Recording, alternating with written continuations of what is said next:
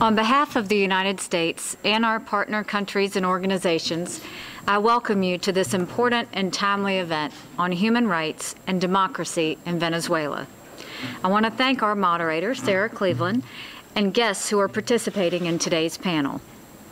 For those with roots in Venezuela, in many cases it takes tremendous bravery to speak out against what is happening there today.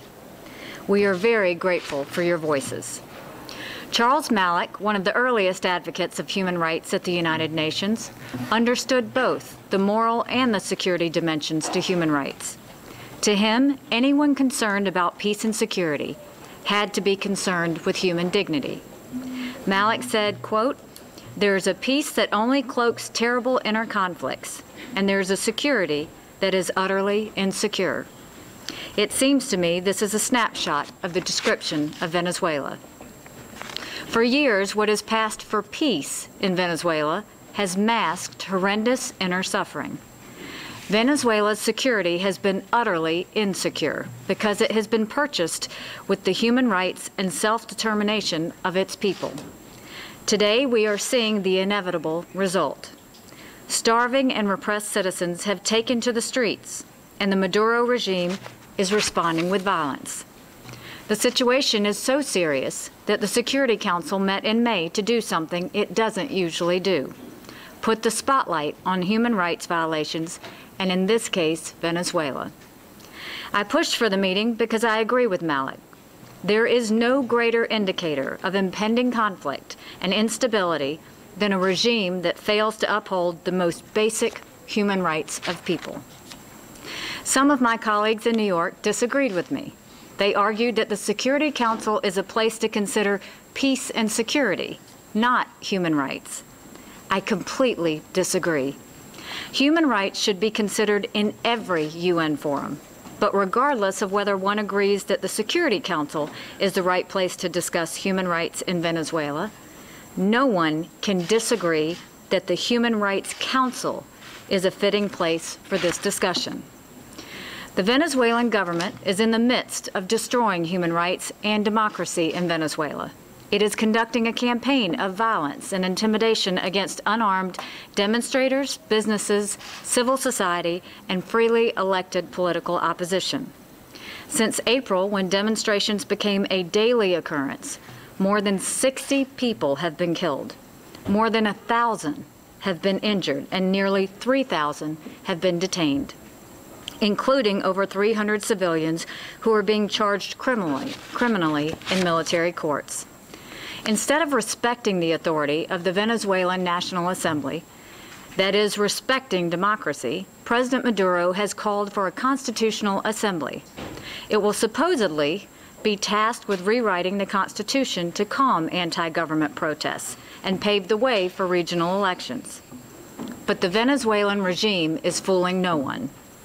Recognizing that its grip on power has slipped, it is trying to yet again change the rules of the game to maintain its power, privileges, and protections. Most recently, Maduro has begun the process of withdrawing from the Organization of American States, turning his back on the principles of democracy and self-determination in the Inter-American Democratic Charter. And the government continues to hold opposition leader Leopoldo Lopez and many others in prison in violation of the rule of law and freedom of expression. Over the course of years, President Maduro has tightened his grip on Venezuela, turning that formerly prosperous democratic nation into a rusting dictatorship. His actions have not just been crimes against Venezuela's economic and political institutions. The Maduro regime has purposely starved and deliberately hurt its own people. No story better illustrates the results of the campaign to deny the basic human dignity of the Venezuelan people than the story of Ashley Pacheco, as reported by the Associated Press. She was 3 years old when she fell and scraped her knee in Caracas. It was a typical childhood injury. But when her leg began to swell and she developed a fever, her parents tried to take her to the hospital. As her fever rose, they tried 3 different facilities. But an estimated 98% of medical supplies and 85% of drugs are not available. Short on supplies, doctors, and beds, no hospital could take Ashley. By the time her leg had swollen from her toes to the top of her thigh, they found a hospital that could take her. Some patients had to share beds, and stray dogs wandered the halls. But Ashley was lucky to be admitted. The doctors diagnosed a staph infection. Ashley desperately needed antibiotics. But the hospital supply was gone, and the Maduro regime has refused to allow humanitarian aid. So her family was forced to search hospitals, pharmacies, and the black markets throughout Caracas for these life-saving drugs. When Ashley's swollen leg reached the diameter of a dinner plate, the doctors said she needed surgery. Only two of the hospital's 27 operating rooms were functional.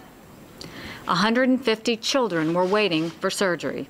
For 2 days, Ashley's mother was forced to deprive her 3-year-old of food and drink to keep her stomach empty in case an operating room opened up. Before she left the hospital, Ashley developed 2 more life-threatening infections.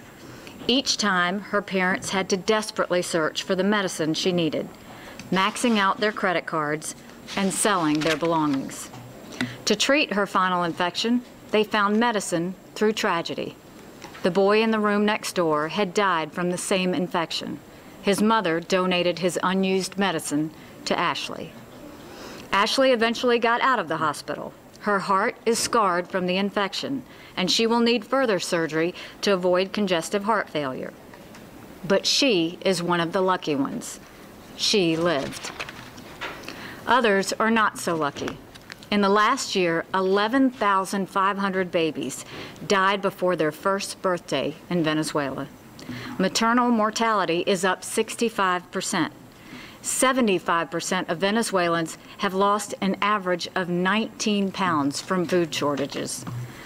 This is an economic, political, and humanitarian crisis that demands the world's attention. But let there be no mistake. There is only one party responsible for the crisis in Venezuela. One group of officials is responsible for taking one of the richest countries in Latin America and making it a place where mothers dig through trash cans to feed their families. One government is responsible for transforming a model healthcare system into one in which children are lucky to escape death from scraped knees. Not surprisingly, the Maduro regime is desperate to hide its abuses from the world. It confiscates the passports of opposition politicians. It sows fear among Venezuelans who travel abroad not to tell their stories like Ashley's, to the world.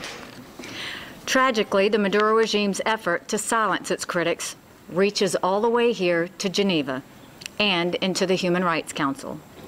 Here at the world's preeminent human rights organization, Venezuela is a member in good standing, and it uses that membership to block any meaningful discussion of its human rights violations.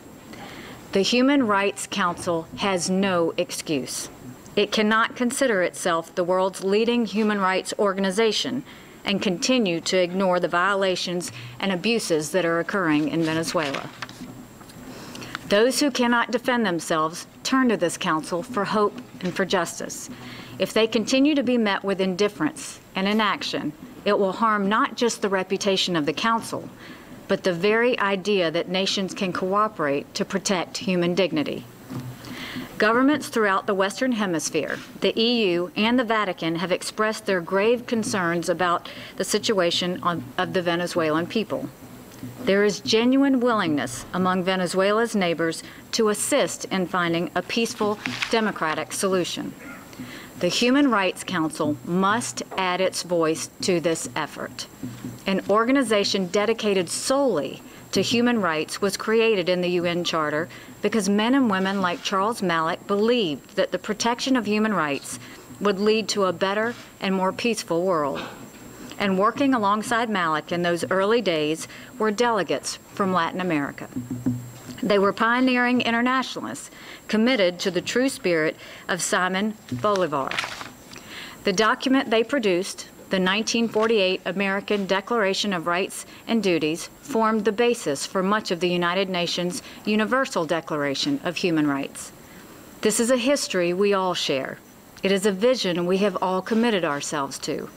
But fancy words and lofty sentiments mean little to people who are hungry and suffering.